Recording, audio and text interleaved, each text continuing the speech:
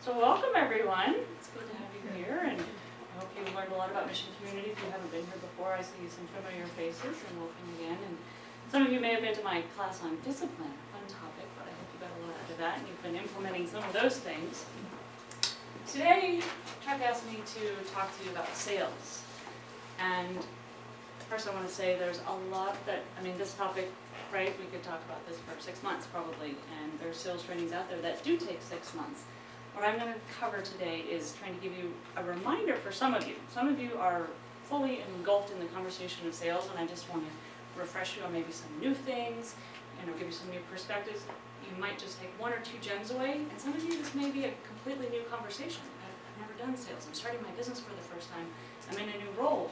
You might be taking a lot of notes. That'd be great. So the talk is going to be a little bit more of a high level, and then I want you to really dive deep. Okay? Ready to play? Let's dive in. So this is what I want to cover with you today. And you have a handout, so I know some of you are looking up, and the last time I presented in this room, I was talking like this most of the time, so I have my own handout, so we'll be working through this together. We're trying different things on, and we're playing with this, and this is going to be a great conversation. There is opportunity to ask questions as we go. I have a lot. My goal is to get you out in an hour. So, Sales Mastery 101. So selling has changed. We're going to cover a little bit of the ways. So when I started learning about sales 20-something years ago, and I'm not going to go back into my background, I've been in various sales and marketing roles, from cold calling 100 times a day to selling one-on-one, selling real estate, selling printing, lots of different things. It's evolved. But I think the one thing, as I said, is my core message to you is building rapport is going to be there. So we'll talk a little bit about how it has changed and how you can keep up with it today. And there's some fun opportunities in that as well. So it's not like, oh, it's changed and I'm behind the times. It's like, wow, there's new, robust ways that I can do this. Prospect profiling. Some of you may already know what this looks like. If you're not familiar with it, I'm going to explain one way to profile prospects to do a better job of building rapport quickly and easily. Your elevator story. This is my nickname. We've heard it called the elevator pitch. I'm going to give it a new story, a new language for you today. Addressing objections. The secrets of follow-up. I have a great story. I can't wait to share that with you. So we're going to talk a bit about follow-up. And then, in today's digital world, web prospecting and networking. You can find out a lot of great information. So I want to empower you to be doing that wherever you can. On board? A lot of information on this slide. I'm going to go through it pretty quickly. I think you are already aware of this. Most of this. Some of this is just reminders, right? So, not only has selling changed, but buying has changed. How you're buying.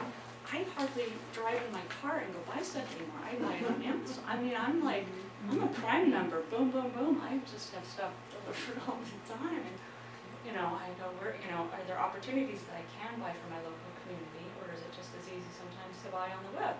So buying is changing. Our behavior is changing. So where salespeople fit into that is changing. Buyers are more informed. Salespeople used to be the keepers of all this information, all this knowledge, and all this pricing. We're putting it out there. Reviews, people are telling people what they paid for things. These different websites that tell you what someone else paid for something. You can shop, you can check website to website, things like that. It's all out there. So the buying behaviors are changing. Salespeople, buyers are further into the buying cycle, which means sometimes when they're coming to you, they're already informed. They walk into a Honda dealership. They know as much as that salesperson sometimes about the specifications. So what does it become? What does the salesperson job become? We buy from people that we like. You may have heard that before and you may not, but we shop where we feel comfortable and we buy from people we like.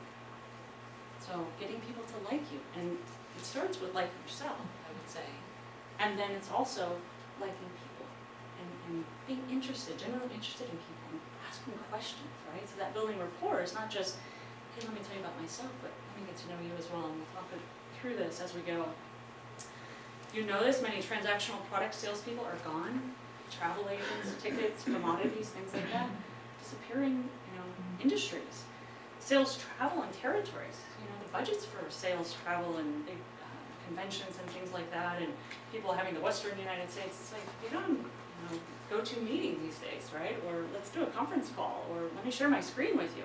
We can do so much more than we used to be able to do. So it's the days of salespeople ledging around from place to place are disappearing. Video conferences, online demos can replace face-to-face. They don't have to, and they're not always replacing face-to-face, because rapport is built so much better in person. So if you can be a good communicator, building rapport in email or through telephone, something like that, fantastic. And a lot of us need to be, because our little town of San Luis Obispo doesn't necessarily serve all the clients that we want to serve. Sometimes our clients are around the world, right? I have clients all over the world. Saudi Arabia and Skype is amazing for that. So online networks, here's some of the good news. Online networks are exponentially larger than personal networks in the past.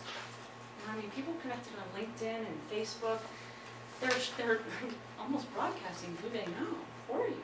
So, tapping into those. Online lead tools make sales easier and more fun. There's powerful databases and things tied into email marketing that you can do these days. So, your job can become easier if you learn these tools in ways that you can become more resourced in following up with people. Salespeople can now make themselves easier to find, right? You can broadcast on LinkedIn, hey, I sell this, right? Or on Facebook, this is what I represent, I love it, I'm proud of it, right? You can make yourself known a lot better than you maybe could working out of your garage or your office or whatever it was. So it is becoming better. And this is the third time I'm saying it today. Sales was and still is about building rapport. Whether you do that through social media, whether you do that on the telephone, email, in person, building rapport, building rapport. It always has been and it always will be. Okay? I want to talk to you about so how many of you know, if I say the name Brian Tracy, Zig Ziglar, some of that? Yeah. So Zig Ziglar, you've heard those names. Really old school. Ziglar was probably in the 80s. Brian Tracy kind of ramped up, I'd say, in the 90s. Their techniques for selling and closing, and they just had, all these little tools, and they had great workshops and CDs. And I think back in the day, I had some of their cassettes I would drive around and listen to in my car. And there's still a lot of great information. I've seen actually videos of Zig Ziglar on YouTube, so you can get some of that old information. One of my favorite philosophies that was consultative selling, right? And so consultative selling is not, let's call it like old car salesman, right? Or hard selling. It's consultative, and as it says, it's a philosophy rooted in a fiduciary responsibility. I'll just remind you, fiduciary is built upon trust. So the word fiduciary, if any of you sold a house, your real estate agent has a fiduciary duty to represent you in the sale of your house. It's his or her job to take your interest as their own, right? And so salespeople that do that, I would say largely, way more successful. So I want you to just think about and learn more about the idea of consultative selling if you're not already using it, okay? So in consultative selling, and I think all forms of selling, if it's longer than a quick, like retail, like, here, do you want this? Okay, yeah, great, let me bring it up for you. If it's a process, right, which most of us probably are involved in, it's about both parties opening themselves up, right, earning trust and respect in both directions, okay? The salesperson is a problem solver. I love to say they're a solution finder, right? And how do you find solutions for people? You have to get into their life, into their world. And how do we get into people's worlds best? Asking questions, right? We ask questions to uncover what their pains are, or what they're motivated by, or what they most need. So I'd say good consultative salespeople are good at asking questions. And not, firing off questions so the person feels like they're being intimidated. It's a conversation, right? I want to get to know you. It's a dating relationship, you might say, right? It's like, I don't want to freak this person out by just saying, well, how much money do you make? Where do you live? And how many kids do you have? It's like, I want them to know and like me, and right? So consultative selling is like a dating relationship. It's getting to know that person and having them at the same time get to know you. Finding those common bonds, those common interests. You are communicating to the buyer why you want to help them. If you can, and some engagements, depending on your process, can be super short, right? You don't have 6 months to get to know this person, or 6 weeks to get to know them and walk through the process. But if there's an opportunity for you, I think sometimes even in your elevator story, to tell them why you like helping people, like they can hear from you like you're sincere, right? Your sincerity, why you do what you do. Because I suspect a lot of you do what you do because you care about people and you want to help them. And what motivated you to either start your business or do what you do is you want people's lives to be better, right? And so telling them that, like, I do this because I love whatever it is and I want to help you. This is a philosophy that I'm going to add to this. This isn't necessarily a consultative model, but I say let your unique personality shine through. Because if you're wanting someone to get to know and like you, you gotta be you, right? Like if they know and like you for you, you know, forgive me, one of my first sales opportunities right out of college was for Merrill Lynch. And they had this script that you had to learn that was the most, I was like, you know, I'm 21 years old and, you know, talking to people who are, you know, wealthy and you know, nearing retirement age and trying to convince them to let me manage their money and things like that. And I said, oh yeah, just read through this. And he's like, I don't talk like this, you know, it's just the thing. And but that's just, this is how we do it, this is the way that it is. And I think some of what, let's say, a Zig Ziglar or Brian Tracy used to say, I don't think they would say that if they were telling you now, but what they used to say was, know the script, just read the script. Darn it, it's worked for us, it's worked for all the salespeople, right?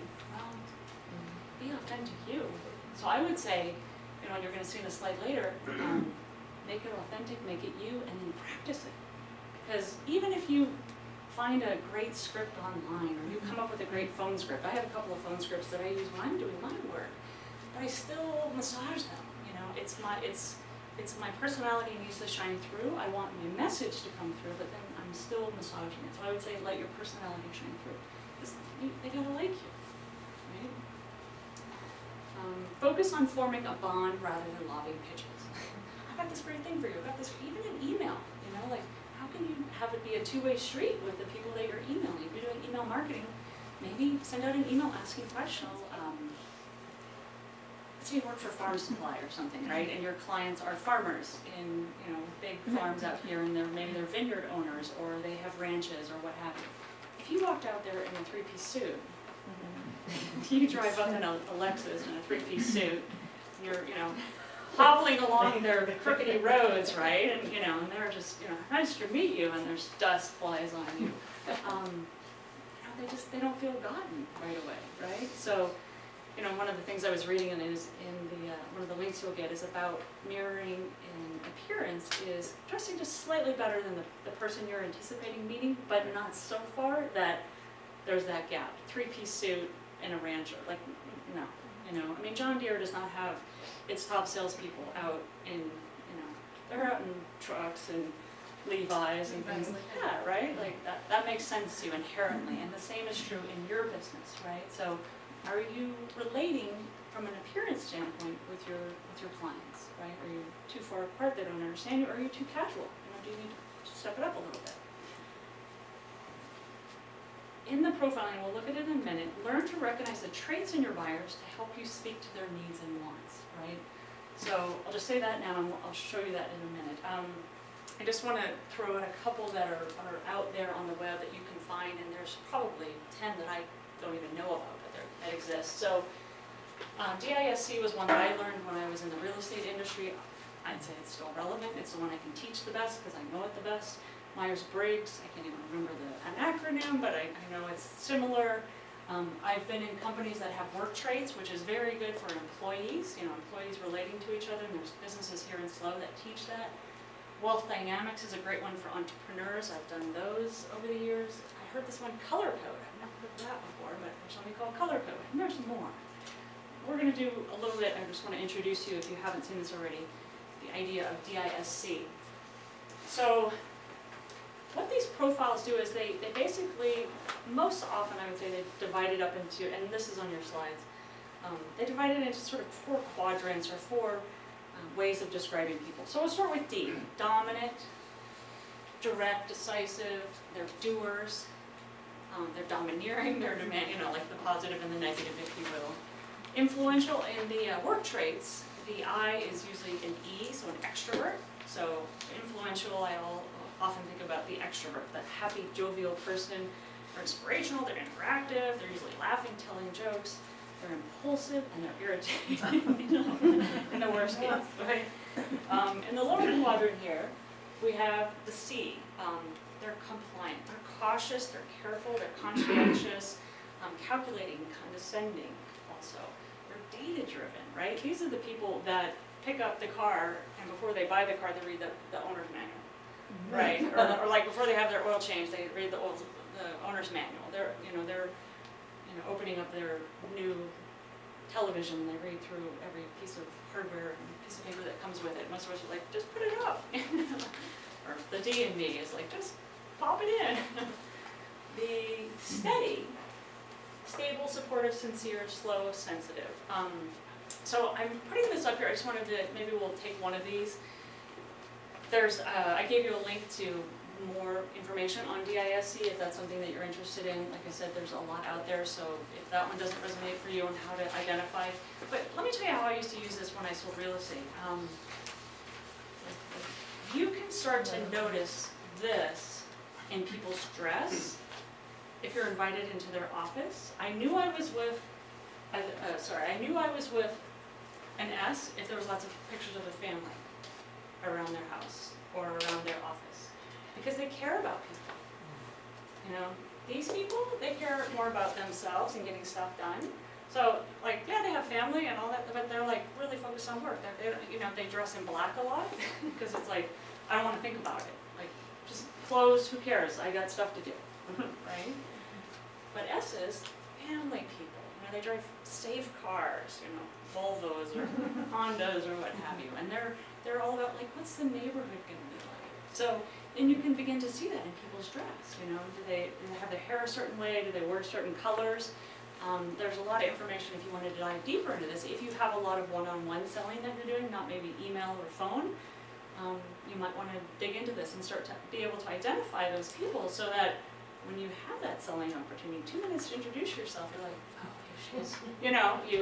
You move it along if it's a D. You get to the point if it's a D. If it's an S, you say, I'm from this area. Are you from this area? Get to know that. So how would you know in the first minute what that person is? It depends on the situation, right? If I was in real estate, what kind of car are they driving? How did they show up? Did they show up on time for the meeting? Okay. What kind of car are they driving? What are they wearing? If they're in all black and obviously they haven't gotten creative or flamboyant, do they walk in all friendly? Do they are they happy? Do they just smile a lot? These don't, they're not overly smiley. Enthusiastic people, overly smiley. Okay. Conservative, they'll wait for you to talk to them. So more body language. All of it. Take it all of it. Okay. Yeah, so the link that I sent you will have some of that, but okay. That's good to know because I try not to think about what people look like for some reason. If you look I at don't want to judge people by their looks, but you're saying we need to. we're broadcasting. We're broadcasting. We're Yeah. broadcasting who we are all the time. Okay. So I would say it's the story you tell yourself about, I don't want to judge that person. Right. That keeps you from wanting to know more about this. Instead, if you said, wow, I want to connect with this person. Yeah. If I knew a little bit more, I could open myself up to them and they would receive me better if I didn't come at them fast. If instead I sort of stood back a little bit and I gave them a lot of data. If I pick up that they're a C and I'm selling my product and they're going to want to know about the warranty and the shipping policy and I'm going to give them as much information as I can and then check in with them though, right? And you'll see that in a minute, like you don't overkill it, you check in and go, hey, is that helpful? Something like that. So reading that person, right? But do it with the right intention. And I think rapport building, if that is your intention, I want to be a better rapport builder. I don't want to be a better lobber of pitches and sales and elevator pitches. I want to connect with people. I want to build rapport so that they know and like me and we find common ground. And as I talked about in that bigger network, not even that I want to sell them something, but I want to be a part of their network. I want to be welcome in their network, right? Because you had an opportunity to meet one, maybe two people in the first few minutes. This town isn't that big. If you made a good impression and you guys started to connect, think of where that could possibly lead you. You don't even know sometimes, right? And it's not that I'm trying to get over on that person. I'm not trying to sell them something. I'm thinking about the bigger picture, the long-term value. If they value something that I have, if they value the information, if they value that I can help them, they believe that I can help them, then I'm truly a fiduciary. I'm acting in their best interest. Even if I say, I hope you don't buy my product, or if you buy my product, great, but I just want to help you get from point A to point B. That return that I had, I asked her, I said, what is it you're looking for? Maybe I know where it is. I don't have what you're looking for, can I help you find it, right? So helping them, and she may have her own blog, I don't even know, and she may go tell 10,000 people, hey, she can help you with this, she can't help you with that, but she can help you with this, and I go, oh, I need that. You don't know. Does that help? Mhm. Great. So check this out if you do face-to-face sales. I think it's really helpful to know this and study it and benefit from it, right? And know yourself, because one of the biggest things is it's easier for women, I think, but I think men can do this as well, is women can become the chameleon, right? So we can match and mirror that prospect. When I'm with an S or a C, I need to slow down and talk like I'm confident and grounded instead of in a hurry because I'm trying to get so much across. Yeah. So you can mirror that as well in your own behavior. Okay. Your elevator story. All right. These are my thoughts again. Elevator pitches are for competitions and investors. That's how I'd like you to look at it. Instead, look at an elevator story as for real people, right? The people that you'd meet in this room, the people that you may meet by email. You're not trying to pitch something to them, you're trying to build rapport, right? And how we build rapport often is stories. So, build rapport, build rapport, build rapport. What am I up to 10? Am I up to 10 yet? I'm saying that. So, as I was reading some things about elevator pitches, and if you search for it, don't search for elevator story on Google, because nobody knows about this yet. Like, it's not like the common language. It's the polyism. It's the elevator story, or way of explaining who you are and what you do. But if you look at elevator pitches and how to get better at them, I was reading something, they talked about having an elevator story that is 6 seconds. You have the 6 second, you pass someone in the hall, 6 seconds, and then you're off, right? Like you meet Mark Zuckerberg and he's in the hall at a conference or something, you have 6 seconds. Like how are you going to get across that story in 6 seconds? Right? It's going to take some practice. You need to tweak on that. And that's what I want you to walk away from here with is, in that first few minutes when I met that person, if I had looked at that as a sales opportunity and I had been prepared, I could have made a connection, I could have made a new friend, I could have something, right? You don't think of it as opportunity loss. Like they haven't left yet.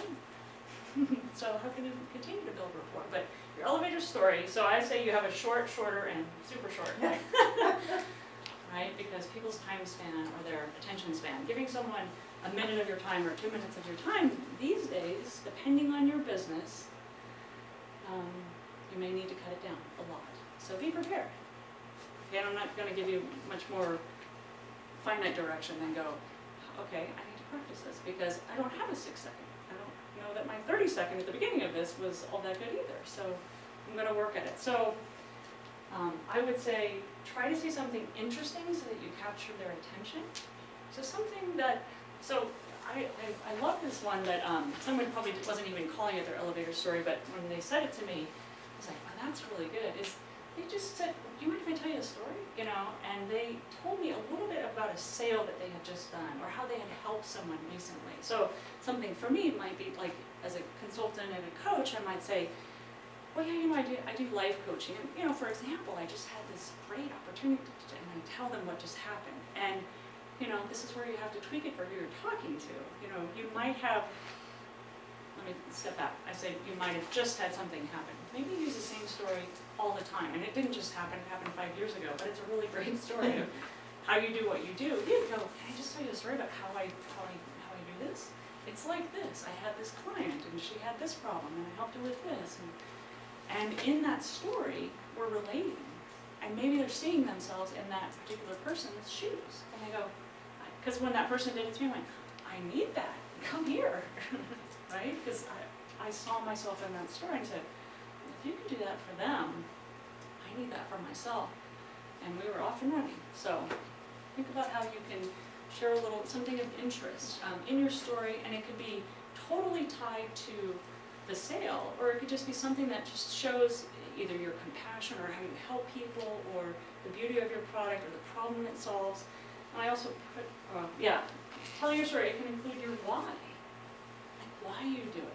Well, I help people with this problem, and I love it because it does whatever, this for me, and it does this for them. Or I love to see the transformation in them, or whatever. So if you can share your why, they can like go, wow, they can, that trust building starts to happen. You're revealing something about yourself. You're revealing your motivations, your inspirations for why you do what you're doing, why you're talking with them. And then adjust for your audience and always be authentic. So the days when I studied that sales techniques from Merrill Lynch, and it was like, you just read the script, and you just memorize it, and you just say it. Like, you know, you say it to this person, and that person, where's the authenticity in that? Where's the, you know, and I know in their hearts what they meant is like, just know it so much in your blood that it can come out authentically, but that's not how it was working. So, you know, adjust to your audience. Try to say the same thing, like you're trying to get across these things, and this is where you want to spend some time on this. This isn't a, oh, I just, you know, I know my business well enough, I can just tell it to anyone in 30 seconds if I met someone. Well, look at how you did earlier. Is that true? Do you want to do better?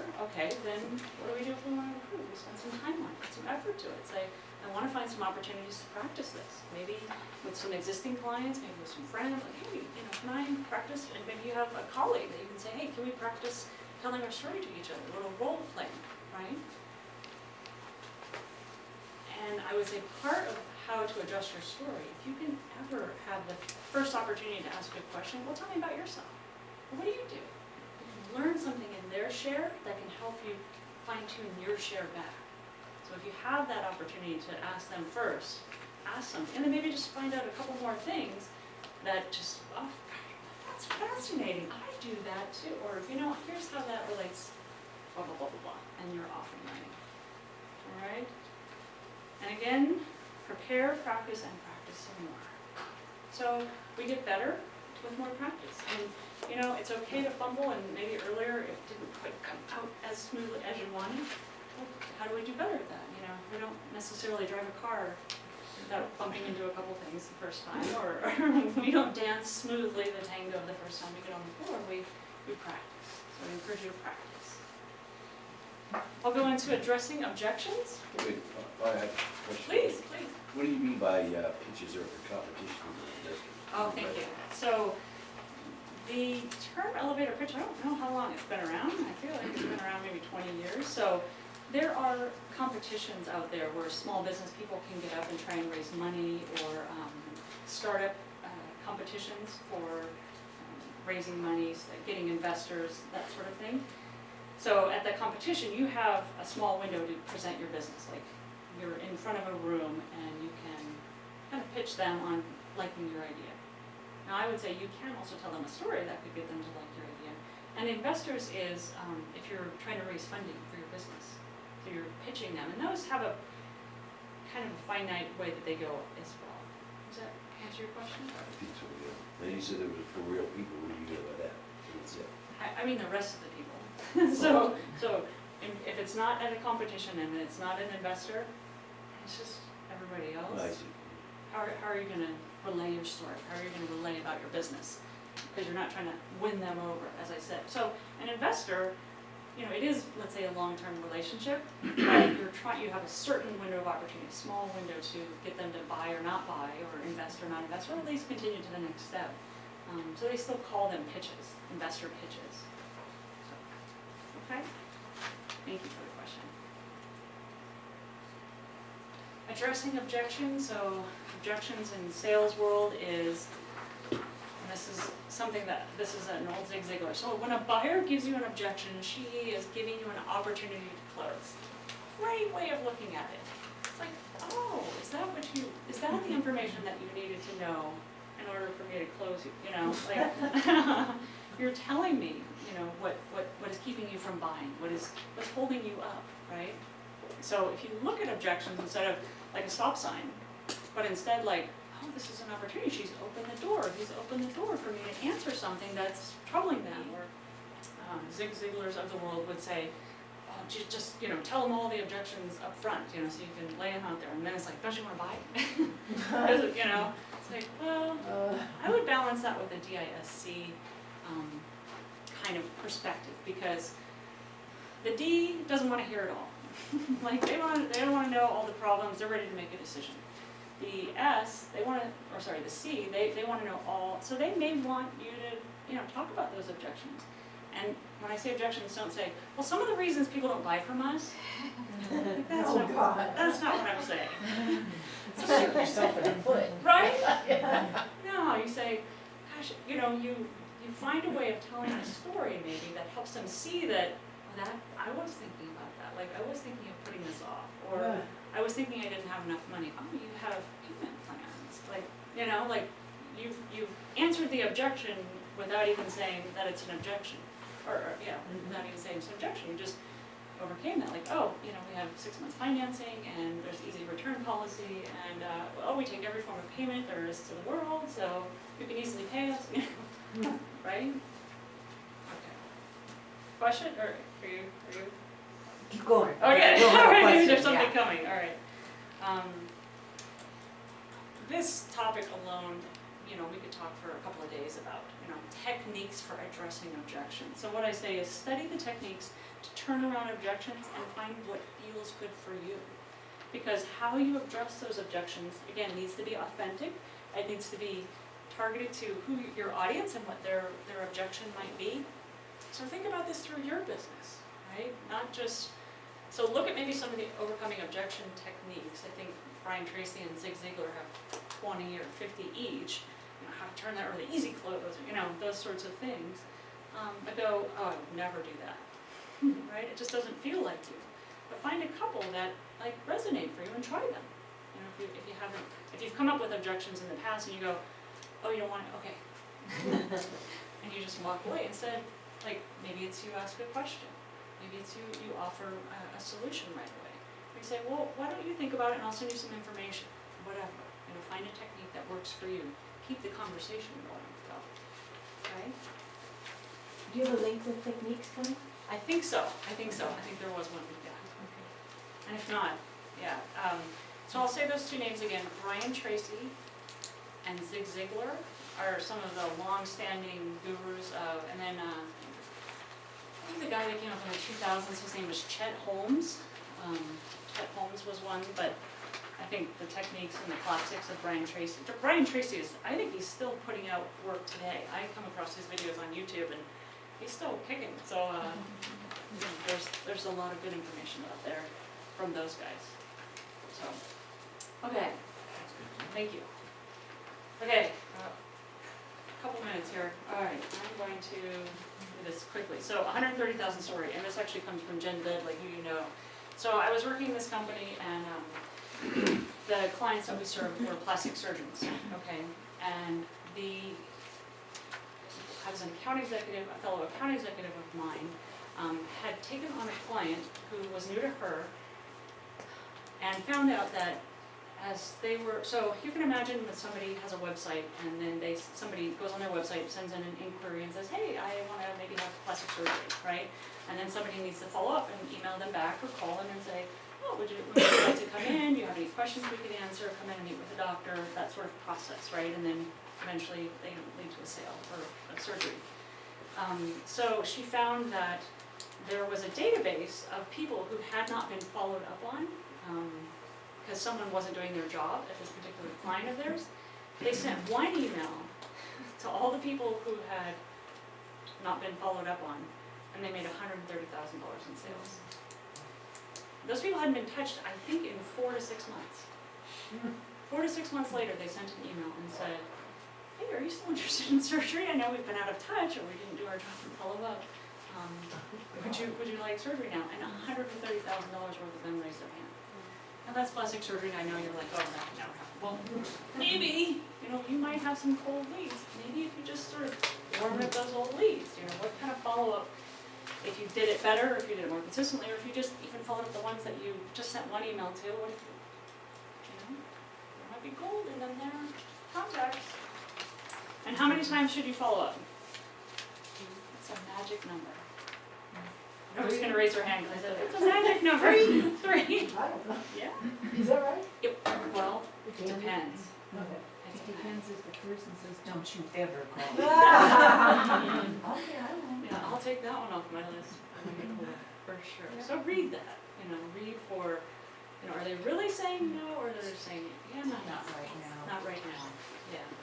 So the perfect number is however many it is for your business. For the plastic surgeons I used to consult with, 5. I said, you do not give up until you've touched them 5 times. That can be an email, or that can be a phone call. So often they would do 2 phone, so in between, it would be 2 phone calls and 3 emails, right? So they'd email, phone call always first, because that is the best in plastic surgery, selling.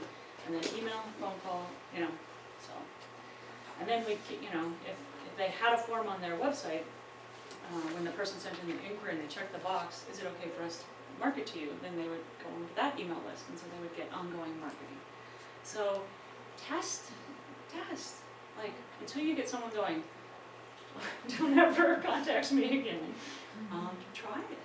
Maybe you're doing just 1 email, maybe 2. But if you just spread it out, you did 1 in 3 weeks, and then okay, either you didn't get a response. No response isn't no. It's just maybe not right now, or I'm too busy, right? So maybe do a week later. Test it, but find what works for you. But be persistent. I mean, there's thousands of dollars. I remember hearing this presentation from an email marketing company. I forget if it wasn't Constant Contact, but it was like one of those. And they said that like 1 more email, oftentimes in someone's chain, can bring like 40% more business. Or it was some like staggering number. So are you cutting yourself too short because you're not doing enough follow-up? So think about that. Always be thinking about how to follow through. If you have the opportunity to be emailing them, what can you send them that's of interest? Remember, big picture, long term. How can I give them information? What are they focused on? Am I connected? Maybe we can connect on Facebook. How can we be building that rapport in lots of different ways? What's relevant to them? Sharing things of interest, helping them on their path. Even if it's not totally related to what you sell, but you're somewhere and you think about them, you go, I just wanted to send this to you. I think this would be useful to you. It has nothing to do with the sale, right? You're building that rapport and that trust. Wow, that person thought of me. They knew that I had that pain, or I had that need, or I had that interest. They get me, they like me. Have canned emails, but always try to customize. Custom emails way better than blanket emails. Know when one's appropriate and one's better. Okay, if you've got someone that you're working with one-on-one, you can start the conversation with a canned email, like you come back from a conference, you just need to email everyone quickly so 400 people get your message, and then tackle your emails one-on-one in conversation. You can have a template, but customize it wherever possible. Use software for managing leads. I give you one of the links, because I recently just had to look up lead management software. There's some great free software out there. That follow-up can be made a lot more easy with software that reminds you, oh yeah, I have 14 people I should be emailing this week, or 14 people I should be emailing or calling today, right? And it can set those reminders for you. So look into software that can make the reminding easier, right? And remember, you're a consultant. You're consulting with these people, helping them solve a problem or get to a solution. Remember to be helpful, friendly, and real. That be authentically you. All right. I'm going to work you through this one because I have a final slide that I really want to share with you. I don't have it here, but maybe I'll bring it. So web prospecting and networking. We already see that.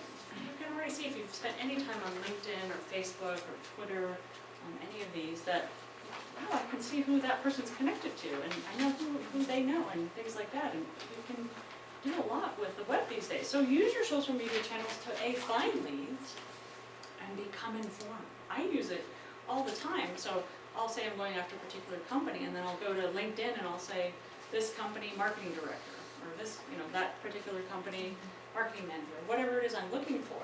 And they'll tell me who works in that role at that company. And I'm like, well, great. And then I play the little game of trying to figure out their email.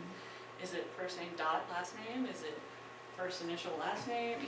So little game. So, see what works for you. And you may not even need that, but some of you may. And the one with the most power and influence wins. I remember I was applying for this job a long time ago. It seems like a long time ago. And this was in the early days of Facebook and LinkedIn. And I was like, let me get the names of the people who I'm going to be interviewing with, right? And I think I Googled them, or I went on LinkedIn or something, and I found out all this information. I walked in there, first thing I thought of when I was in this interview is, I'm going to tell them how either we know each other or I understand. I said, I saw that, didn't you live in Austin? Oh yeah, I live in, oh my gosh, I just moved from Austin. And it was like, the conversation was, those barriers were just instantly broken down. So I got more information about them. I mean, they had my resume and they could have looked up stuff about me as well, but I didn't go in there going, who are these people, that I'm going to be interviewing with? I said, how much can I find out about who I'm going to be talking to? And I did, and I got that job. So great. So LinkedIn, Google+, Facebook, Twitter, maybe Instagram and Pinterest. Some of it too, depending on the nature of what you're selling, you may find out the company's pain points because they're sharing things, or you see opportunities. And, it's great. One of the companies that I work with, they do PPC, and that's a really easy thing because they can go out to Google pay-per-click, so ads on Google, so they can see how poorly someone else's ads are being run, and then contact them and go, you have a really big problem here. Somebody is doing I sometimes do social media consulting, and I can see when somebody's social media is crap, and I go, these people aren't helping you. It's obvious, like, let me just show you why, right? So use those as ways to gather information. Or if somebody's on Twitter and they're just blasting stuff, it's like, you're not being helpful. So use the information as a resource, as a tool to gather more information as you go in for the rapport building, not the pitch, but the rapport building. Just so you know, in case you didn't, LinkedIn has a pro version. It has InMail, so you can actually email people that you're not even connected to, and other search tools. So if you're trying to reach people that are hard to reach or in big companies, that might be something that you should look into, is signing up for their pro version. And I wouldn't say that this is super smart on our part, but I started thinking about this. In the beginning days of LinkedIn, they would say, only connect and accept invitations from people that you know. Do you remember that? And they might still do that. And then like my LinkedIn sort of like maxed at a couple hundred people, and I was like, oh, okay, and I get these invitations, like, I don't know you, and all this stuff. And then I went, how am I going to grow my network? Even if I don't know these people, I can't possibly be connected with them unless I have the pro version, unless we say, okay. I'm like, I'll try this. And I now accept anyone's invitation. I'm like, I don't know, and I send invites to anyone. Like, if I go, oh, that person looks interesting, I don't, because on LinkedIn, if you have a third connection, you can't connect to that person. Second, I think you might be able to contact that person and say, can you connect me to that person? But only when you have a one-on-one connection can you possibly have a communication with them, right, through LinkedIn without the pro version. So I was like, let me open this up, open this door up. So now I accept it all. That's just my take on it. You can do LinkedIn's way, but I think it's interesting, right? We're talking about that web network. Okay. So top salespeople, and I'm going to get to the bottom one really quickly because I think you all can probably recognize what it takes to be a top salespeople, and you're all salespeople. If you own a business, you're a salesperson. Your first and foremost role should be in sales, like you're always selling, even if you're just talking with people here. Getting people to know and like you all the time. But you never know. You never know when that connection could connect you to something else. Top salespeople are disciplined, they're effective with their time and their lead management.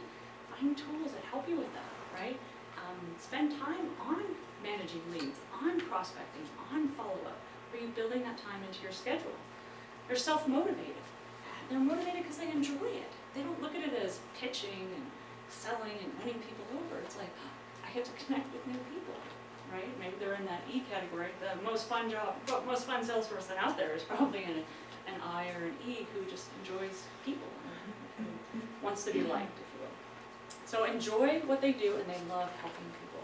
Back to that consultative selling, helping people get what they want. Right? There's something about, some quote about the people who make the most money help the most people. Right? They help the most people. Fall in love with their product. I would say love is a strong word. They fall in a lot of like with your product. Right?